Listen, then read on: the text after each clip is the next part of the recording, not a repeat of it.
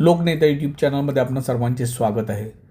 Nagsen book depot कल्याण आयोजित देशाचे दुश्मन हे पुस्तक घराघरात अभियानांतर्गत फुले शाहू आंबेडकर साहित्य महोत्सवासाठी आलेल्या तमाम बंधू भगिनींसमोर आपले घणाघाती विचार मांडताना लोकशाहीर सुप्रसिद्ध विद्रोही विचारवंत संभाजी भगत हा कार्यक्रम लोकनेता यूट्यूब चॅनलवर 4 भागात प्रसारित करण्यात आलेला आहे. हा भाग दुसरा. लोकनेता यूट्यूब चॅनलला लाईक करा, शेअर करा, सबस्क्राईब करा. नमो बुद्धाय. जय भीम, जय संविधान. प्रिय भावंडांनो, सर्व महामानवांना सर्वांनी अभिवादन केले ते माझ्या वतीनेच केले. स्टेजवर जी मंडळी बसलेली आहेत ते सगळे माझी भावंड आहेत. त्यामुळे काही सेपरेटली कुणाचं नाव घेत नाही. अडचण अशी आहे की ते तो घराटणार आहे, अमुक आहे, अरे मला भाषण करायला येत नाही, हा माझा प्रॉब्लेम आहे. आणि ते भोसले जे आहेत ना ते फार हुशार माणूस आहे. त्यांनी काय केलं की ते म्हणजे तिथे मी बाहेर होतो, मला वाटतं मी लंडनमध्ये असताना त्यांचा मला फोन आला. तर मित्र आहेत माझे, ते म्हणाले की तुम्हाला यावं लागेल. पण मला भाषण येत नाही. आणि खरं सांगायचं म्हणलं तर भाषण करणाऱ्यांचे दिवस बी वाईट आहे. त्यातल्या त्यात पोटात भूक असताना आणि घराकडे जायचं असताना जर मी तुम्हाला वेटीस ठरलं तर तुम्ही 5 मिनिटं मला ऐका, नंतर मनातल्या मनात म्हणा हा मरत का, हा जात का. त्यामुळे मला काय भाषण विषय इतकं सुंदर भाषण झालेलं आहे. फार चांगला कार्यक्रम झाला, उद्घाटन झालं, पुस्तकाचं प्रकाशन झालेलं आहे. आणि तुम्ही सगळी म्हणजे हुशार माणसं आहात. आता ज्यांना पोटा पाण्याचं बाकीचं घरचं पडलं होतं ते निघूनच गेले. त्यांनी थोडक्यात काय म्हणलंय, थोडक्यात जेली. आता हे काही सरकत नाही. एक आहे की तुम्ही थांबलेला आहात. परिस्थिती काय आहे ते सगळ्यांना माहिती आहे. रोज व्हॉट्सअपवर तुम्ही परिस्थिती बघता. या परिस्थितीतून बाहेर कसे निघायचं हा सगळ्यात मोठा मुद्दा आहे. सगळे महामानव आपल्याला माहिती आहेत. आता पाठ झाले, बाबासाहेबांची सगळी कोटेशन पाठ झाली, शिवाजी महाराजांचं सगळं पाठ झालं. आणि ज्याला प्रबोधित आहे त्याला प्रबोधित करण्याची काही गरज नाही. करायचं हाच मुख्य मुद्दा. आणि मला वाटतं की इतका पण मी शहाणा नाही की मला कळलं. म्हणजे मला जर कळलं असतं तर मी इतर जरा थांबलो असतो, मी माझ्या कामाला लागलो असतो ना. त्यामुळे मला खूप कमी कळलेलं आहे. हे जग खूप मोठं आहे आणि माणसाचं जीवन आहे ते किती 60, 70, 80. अक्कल यायला 50 वर्ष. आणि 50 वर्षात अक्कल आल्यानंतर कुठं बीपी वाढतो, म्हणजे जायची तयारी असते. जेव्हा अक्कल येते तेव्हा जायची तयारी असते. आणि माझी बहीण बरोबर बोलली, हे सगळे 50च्या वरचे आहेत, आपली पोरं कुठे आहेत. तर पोरं खऱ्या अर्थानं अटकेत आहे. तो तुरुंग कुणाचा आहे तो तुम्हाला सगळ्यांना माहिती आहे का. तो तुरुंग कुणाचा आहे, कसा बनवलेला आहे, काय झालेलं आहे. हा तुरुंग फोडायचा कसा असा प्रश्न आहे. तर पहिलं काम आपल्याला करावं लागेल की बाबासाहेबांनी सांगितलेलं मी हे काही नवीन सांगत नाही. मला जर तेवढी अक्कल असती तर मी येतो सगळे 12 विद्यापीठ फिरलो. मी माझ्या लक्षात आलं की इकडेच बोंब आहे अशी गोष्ट नाही, जगभरात बोंब आहे. हा फक्त त्यांचं कसं आहे की त्यांची आपली बोंब झाली हे त्यांना कळलंय, आपल्याला अजून कळलं नाही की आपला त्रास लय मोठा आहे. त्यांना कळलेलं आहे आणि ते कळल्यामुळे ते मूलभूत विचार करतात. मी जी काय मांडणी आजकाल करतोय ती थोडीशी विद्यापीठीय क्षेत्रातल्या लोकांसाठी करतोय. कारण या देशामध्ये आता जर कोण काय करेल तर ज्याचं डोकं जागा आहे आणि जो दुसऱ्याचं डोकं जागा करू शकतो अशा माणसांचं ट्रेनिंग होण्याची गरज आहे. आणि ते ट्रेनिंग न झाल्यामुळे जे गायकांनी जो बाबासाहेब, छत्रपती शिवराय वगैरे आमच्यासारख्या लोकांनी जे काही पोचवला तो अर्धा आहे. ते बाबासाहेब म्हणाले होते की माझी 10 भाषणं तेव्हा माझ्या गायकाचं एक काय गाणं. ते लय मोठा माणूस आहे. त्यांनी आमच्यावर असंच म्हणले असतील. सांगितलं मी काही नवीन सांगत नाही. आणि मला जर तेवढी अक्कल असती तर मी आता सगळे 12 विद्यापीठ फिरलो. मी माझ्या लक्षात आलं की इकडेच बोंब आहे अशी गोष्ट नाही, जगभरात बोंब आहे. हा फक्त त्यांचं कसं आहे की त्यांची आपली बोंब झाली हे त्यांना कळलंय. आपल्याला अजून कळलं नाही की आपला तरस लय मोठा आहे. त्यांना कळलेलं आहे आणि ते कळल्यामुळे ते मूलभूत विचार करतात. मी जी काय मांडणी आजकाल करतोय ती थोडीशी विद्यापीठीय क्षेत्रातल्या लोकांसाठी करतोय. कारण या देशामध्ये आता जर कोण काय करेल तर ज्याचं डोकं जागा आहे आणि जो दुसऱ्याचं डोकं जागा करू शकतो अशा माणसांचं ट्रेनिंग होण्याची गरज आहे. आणि ते ट्रेनिंग न झाल्यामुळे जे गायकांनी जो बाबासाहेब, छत्रपती शिवराय वगैरे आमच्यासारख्या लोकांनी जे काही पोचवला तो अर्धा आहे. ते बाबासाहेब म्हणाले होते की माझी 10 भाषणं तेव्हा माझ्या गायकाचं एक काय गाणं. ते लय मोठा माणूस आहे. त्यांनी आमच्यावर असंच म्हणले असतील. तेवढी अक्कल आम्हाला नाही. म्हणजे असं वाटली गायक लय मोठे तर नामुक आहे तमुक आहे. त्याचं मी नंतर सांगेन. तो जो प्रकार आहे तो नंतर सांगेन. तर तो अर्धा मुद्दा तो बाबासाहेब गेलेला त्याचं श्रेय आम्हाला. रोजच्या रोज थोडं माणूस प्याक पोरं प्याक. मग पोरं आत्महत्या करतात. काम नाही, धंदे नाही.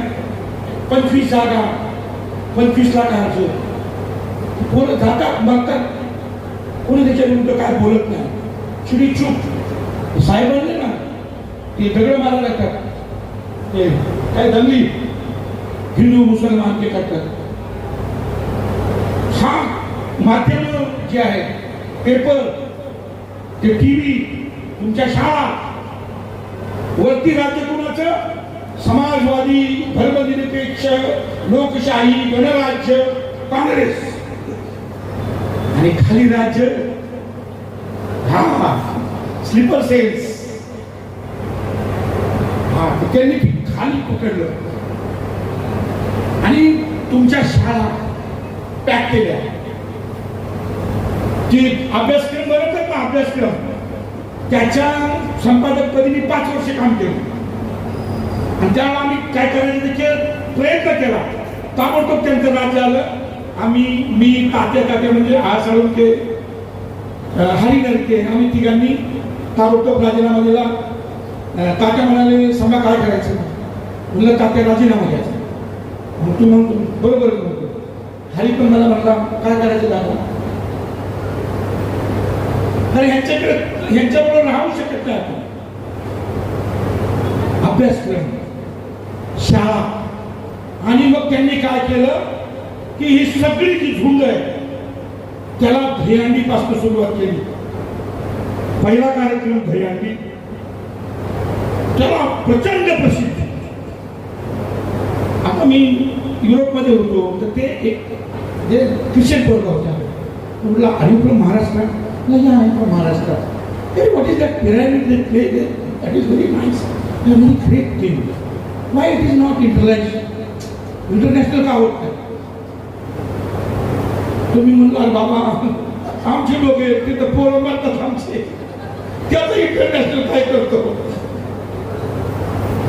अजून दुसरी गोष्ट सांगणार नाही मी की हे सण आहेत ना, सण हे सगळे तुमचे सण हे ताब्यात घेतले आणि त्याचं एका बाजूला कमर्शियलायझेशन केलं म्हणजे भांडवल, आणि दुसऱ्या बाजूला त्याचं ब्राह्मणायझेशन केलं. दोन्ही बाजूने ते सण पॅक केले आणि त्या सणामध्ये ही बहुजन समाजाची पोरं नाचो, नुसता नाचो का माहित नाही पण नाचो, आणि त्याचा आणि इलेक्शनचा एकदम कनेक्शन आहे. हे सगळे सण दिवाळीपासून दसरा, अमुक तमुक, दिवाळी काय जे असेल ते ही झालं. आता हा जो प्रकार आहे ना, हा प्रकार समजून तुमच्याकडे 5 मिनिटं आहे, 5 मिनिटं होऊ शकतो तर उशीर झालाय. हा तर हे कार्यक्रम का करतात असा, तर एक गोष्ट मला आठवली मध्ययुगीन युरोप मधली आहे. मला वाटतं अथेन्स नावाचं एक शहर आहे, त्याच्यामध्ये घडलेली घटना म्हणजे ही गोष्ट सांगताना ते अथेन्सचं नाव आलेलं आहे. तर ते शहर मध्ययुगामध्ये अतिशय फेमस शहर होतं आणि त्या शहरामध्ये कुणी यायचं, कामाला कष्ट करायचं आणि श्रीमंत व्हायचं बिनधास्त. त्या शहरामध्ये एक लोहार जातो एकदम खेड्यात. युरोपची खेडी म्हणजे त्या काळातली रोमा आदिवासींसारखी ही सगळी शहर असायची, खेडी असायची. तिथून तो लोहार तिथे टाकतो आणि तो 10-5 वर्ष काम करतो आणि इतकं लोहारीमध्ये म्हणजे त्याच्या त्या लोहाराच्या कामामध्ये इतका वाकबगार होतो की त्याची वस्तू म्हटली की लोक उड्या टाकायचे. म्हणजे एकदमच चांगला माल. त्याची सवय काय होती, तो वस्तू बनवायचा आणि ती सही करायचा,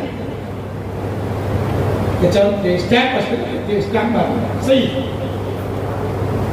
आणि तो खूप मोठा श्रीमंत होतो. आता हे श्रीमंत झाले तर ते सुखाने जगत नव्हते. तो अंधकार डार्क एज होता ना 1000 वर्ष युरोपमध्ये. त्या डार्क एज मध्ये काय व्हायचं की मोठ्या प्रमाणामध्ये बाहेरनं टोळ्या यायच्या आणि अख्खी शहर, त्या शहरामधली जी नगरसेठ आहेत, म्हणजे माणूस श्रीमंत झाला की नगरसेठ म्हणायचे, ते नगरसेठ आहेत त्यांना पकडायचे, त्यांची सगळी संपत्ती घ्यायची आणि ते नुसती संपत्ती घ्यायची नाही, त्या नगरसेठ लोकांना मारायचे, ठार करायचे. आणि मग एक दिवस तसा हल्ला होतो. ते नगरसेठ पकडतात, सगळे 10-15 नगरसेठ असतात, त्यांना पकडतात. हा नगरसेठ असतो, ह्याला पकडतात, बेड्या घालतात आणि त्यांची पद्धत असते की डोंगरावरनं, उंच डोंगरावरनं खाली फेकून द्यायचं. ह्याला पकडला, ते लाईनशीर ते दोघांच्या बेड्या मारल्या अशा एकमेकाच्या. आणि मग ते जे तिथले जे लोक होते, ते जे पकडलेले लोक होते, ते म्हणत होते की आमचे पोरं बाळगून मारले, तुमच्या आमचं म्हणजे संपत्ती घेतली, तुम्ही बाकी सगळं करा पण आम्हाला सोडा. ते म्हणजे नथिंग डुईंग.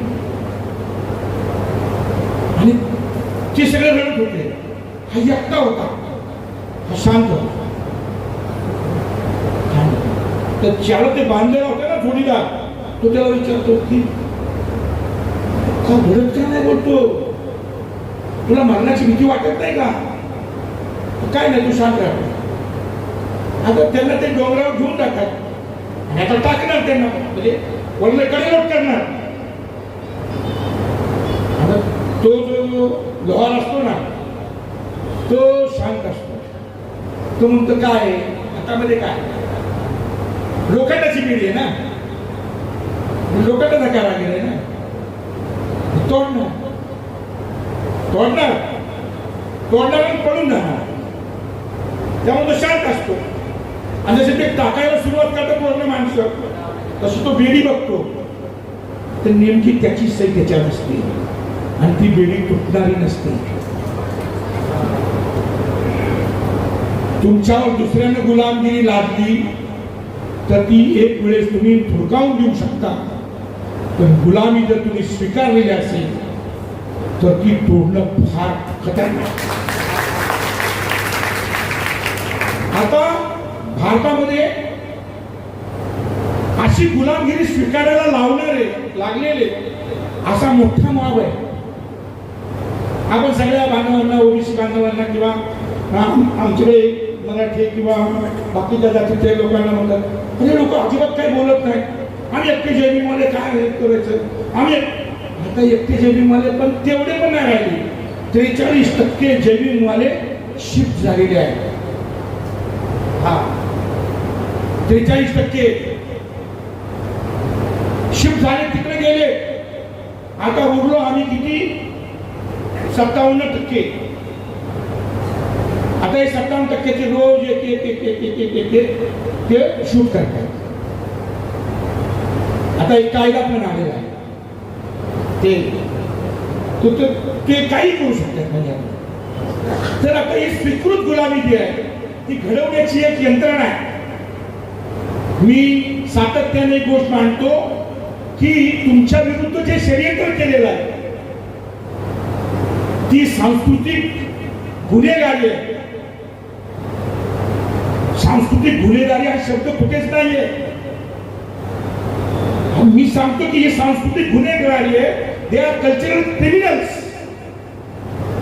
आणि ते कल्चरल क्रिमिनल्स आहेत ना, त्यांची एक मोडस ऑपरेंडी आहे, म्हणजे त्यांची गुन्हे करण्याची एक पद्धत आहे.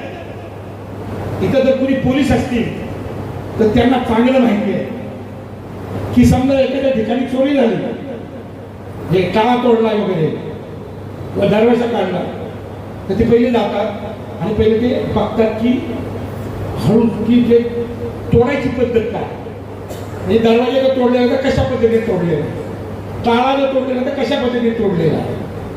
मग त्यातनं ते माहिती पडतं की ह्या गँगने हे काम केलेलं आहे, कुठल्या गँगचं काम. मग त्यातली खबरींना ते 0 नंबर असतात, त्यांना सांगतात की हे आहे जात, आणि मग ते 0 नंबर त्यांच्याकडे खबर आणतात. पोलीस येत नाही. फक्त मी काय बोलतो ते सांगू नका, म्हणजे रिपोर्ट मध्ये लिहू नका असो. तर ते काय करतात की ते मोडस ऑपरेंडी गुन्हे पद्धत बघतात. आता या सांस्कृतिक गुन्हेगारीची जी गुन्हे पद्धत आहे ती भयंकर आहे.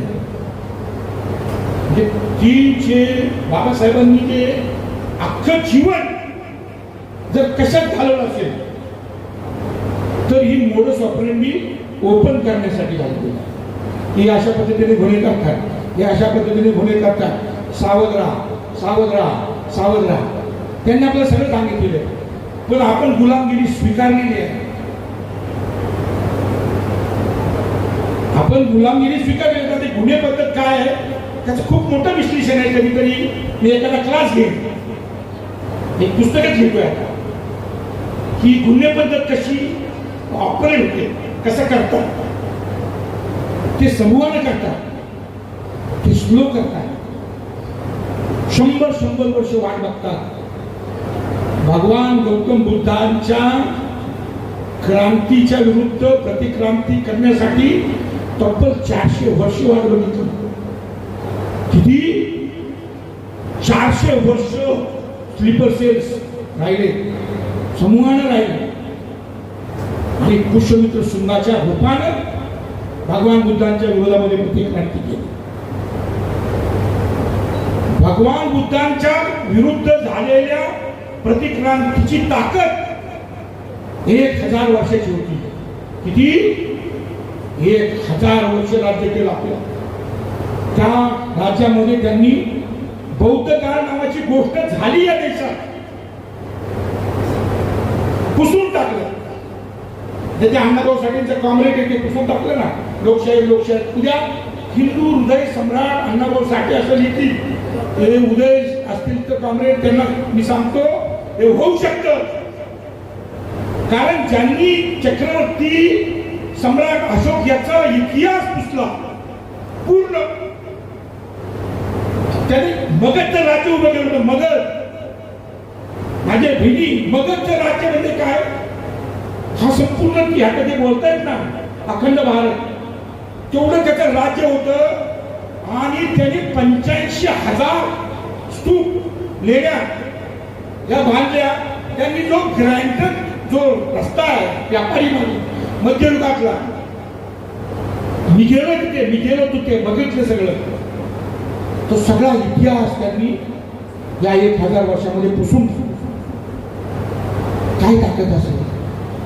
तुम्ही रोज बोंबलताय, ते आपण बोंबलतो ना, ते लोक हसतात.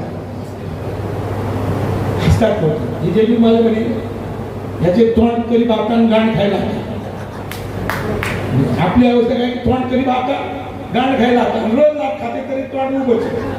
तू काम कर ना, तू काय कर, तू काय करत नाही. नुसतं भाषण, नुसतं बोला, घराघरात आहे. बाबासाहेब त्याच्यानंतर मिक्स मध्ये कोण नाही. मला माहिती राष्ट्रीय अध्यक्ष प्रत्येक तालुक्यात आहे. ते बोलतात तुमचे राष्ट्रीय अध्यक्ष किती आहेत मला विचारतात. म्हणतो आहेत, भरपूर आहे. मग तुमचे राष्ट्रीय अध्यक्ष बरोबर खाली बसत तो पण तुमच्या समाजाचं काय होत नाही. काय होत नाही तुमचं. ते लय खुशीत येत आहे. त्यांना एकच माणूस मिळता होता आणि अशी पाचर मारून गेलेलं की इतिहासात अशी पाचर नाहीच. अशी पाचर बाबासाहेबांनी मारलेली आहे, पण ती आता त्यांनी ढिली करायला. म्हणजे काय माहिती आहे बाबासाहेबांचे जाणवे हे नुसते तोंडाळ आहे, ह्यांच्याने काय होणार नाही, हे काय कामाचे. त्यामुळे ते आता घाबरत नाही. मी पॅन्थरमध्ये होतो. मी मनुवाद्यांना पॅन्थीत नुकताना बघितले हे नाव ऐकून. आम्ही जेव्हा जायचो आणि जेव्हा काही अत्याचार झाला किंवा काय झालंय शेवटच्या काळात, पॅन्थरच्या शेवटच्या काळात होतो मी. पॅन्थरवाले आले म्हणल्यानंतर चड्डीत मुतलेले बघितले. त्याच्या उभेवर आपण किती भाकरी शेकायच्या. आपण काय मर्यादा आहे ना, तर आता करायचं काय, असा लय मोठा मुद्दा. तर आपली जी स्वीकृत गुलामी आहे, त्या स्वीकृत गुलामीची जी मेन ठेव आहे म्हणजे कुठे येते, तर ती आहे आपल्या निनिवेमध्ये. आणि हे बुद्धाचे सगळ्यात महत्तम क्रांतिकारक बुद्ध होते. त्याच्यानंतर दिगनाग नावाचा एक महान बुद्ध विचारवंत झाला इसवी सनाच्या 3ऱ्या शतकात. दिगनाग त्याने निनिवेचा शोध काढला. निनिवेचा शोध त्याने काढला. तो म्हणला की माणसाला निनीव असते, एक असते जाणीव आणि एक असते निनीव. म्हणजे हे नंतर फ्रॉइडने सांगितलं की conscious mind and subconscious mind. त्याच्या आधी दिगनागाने सांगितलेलं आहे. मी बौद्ध असल्यामुळे मी अधिक सिरियस आहे.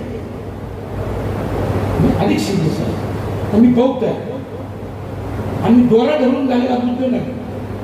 दोरा धरून बुद्ध होता, दोरा धरून झालं. विचार होती पक्का होऊन नंतर मी भरती तिकडे गेलो. म्हणलं मला ज्या जातीत मी जन्माला आलो, आता आमचे भीमसैनिक आले होते रोजा समाजाचे, ते भीमसैनिक आले होते, ते अजून मला सोडत नाही. म्हणजे जात किती खतरनाक आहे.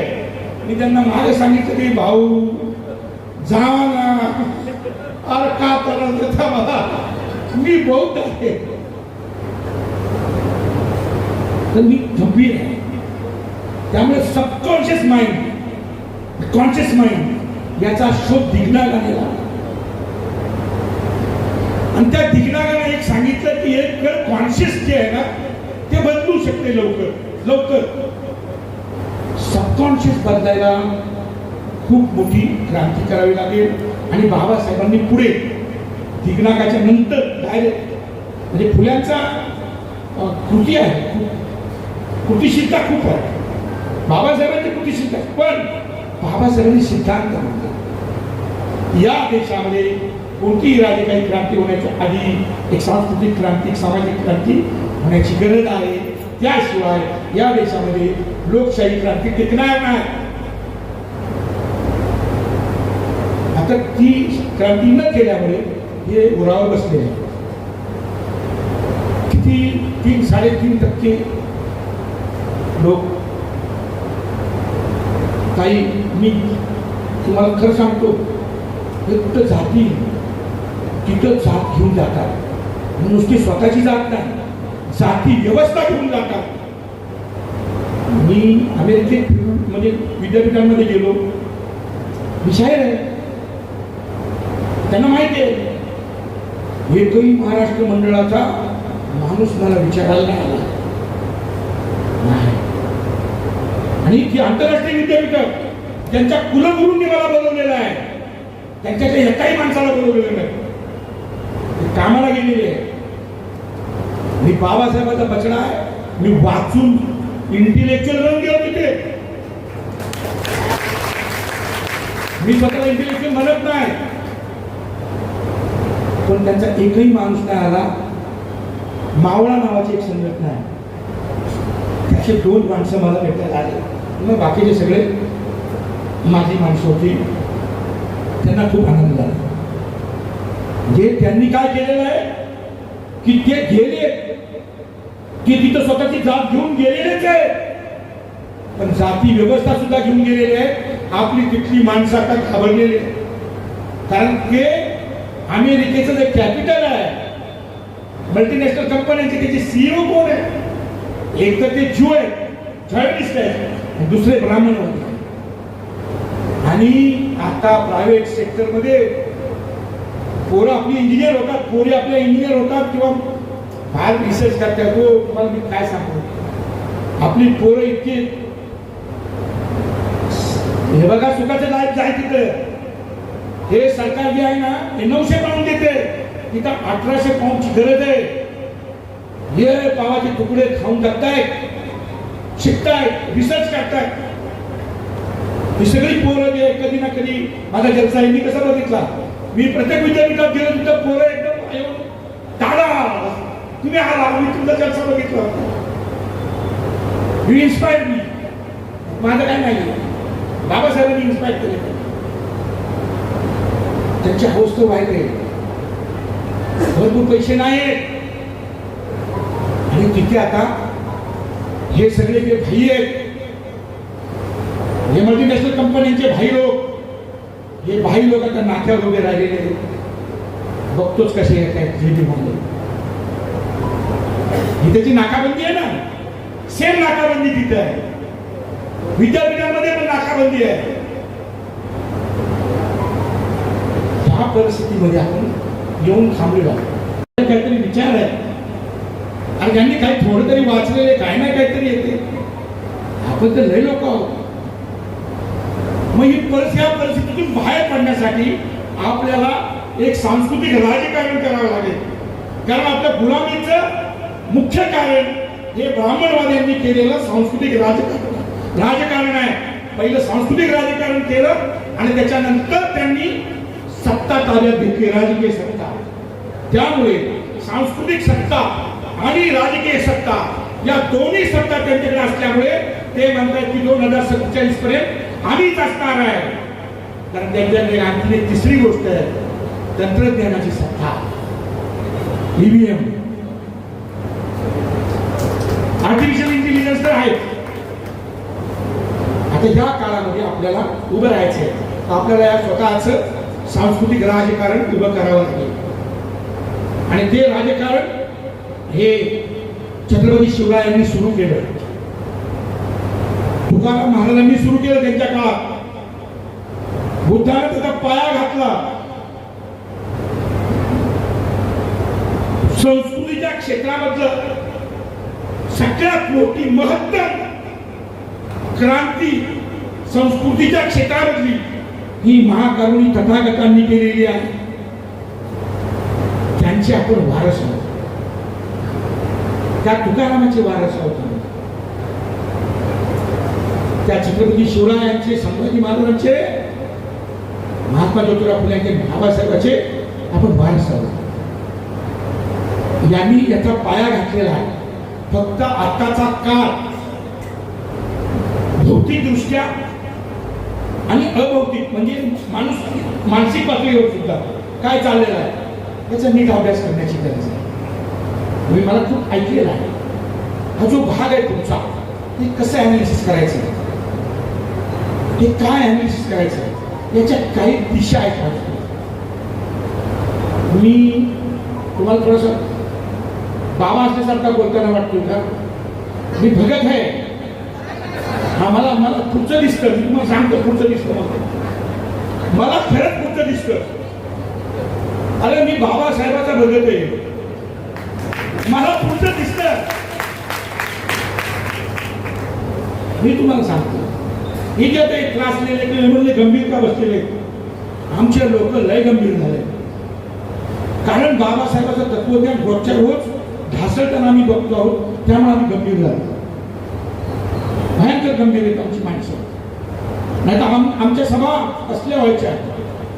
आज सगळी माणसं शांत चित्ताने विचार करतात. हे सुचिन्ह आहे. गंभीर व्हा. छचोरी सोडा. म्हणजे राष्ट्रीय अध्यक्ष विध्यक्ष त्यांना जयभीम करा.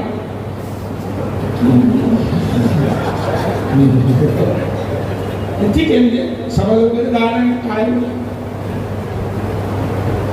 त्यातलं काय निघत नाही. त्यातलं काय निघणार नाही. सांस्कृतिक राजकारणाची दिशा ती कशी निर्माण करायची, अनालिसिस कसं करायचं, याच्या बाबतीमध्ये मला वाटतं की एक वेगळी सभा तुम्ही मला वेळ द्या. येईल. आता वाजले खूप आणि तुम्ही शांतपणे मला ऐकलेलं आहे.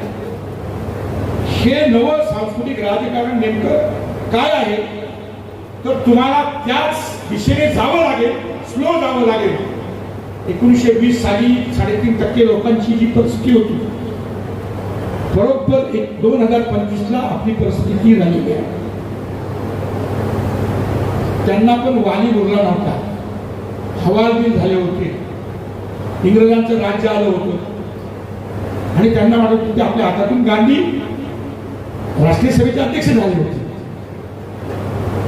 आज हीच परिस्थिती आपल्यावर आलेली आहे. त्यांनी त्यांच्या पद्धतीने मार्ग काढला. आपण पण काय कमी नाही. आपण बाबासाहेबांचे लेखक आहे. इथं काय बाकीचं खिशात नसेल. इथं विचार बाबासाहेबांनी दिलेला आहे. तो पाजळून आणि एकमेकांशी संवाद करून आणि ह्या सभा ज्या आहेत ना, ह्याच्यामध्ये कसं करायला पाहिजे आपल्याला. आता हे अर्धवट बोलणं बरं नाही, परंतु अजून त्याचं हे निघायचं की म्हणजे ते त्यांना भगवान बुद्धाची मूर्ती पाहिजे, ते सगळं निघायचे. मी तुम्हाला जास्त ताटोळ ठेवत नाही. ज्यांना इंटरेस्ट असेल, माझा नंबर तुमच्याकडे असेल, मला मेसेज टाका. मी काही लिहिलेला आहे, ज्यांना वाचायचं आहे त्यांनी मला मेसेज टाका आणि आपण बोलू. कारण आज वेळ आहे. मी तर थांबतो. जय हिंद, जय बुद्ध, जय भारत.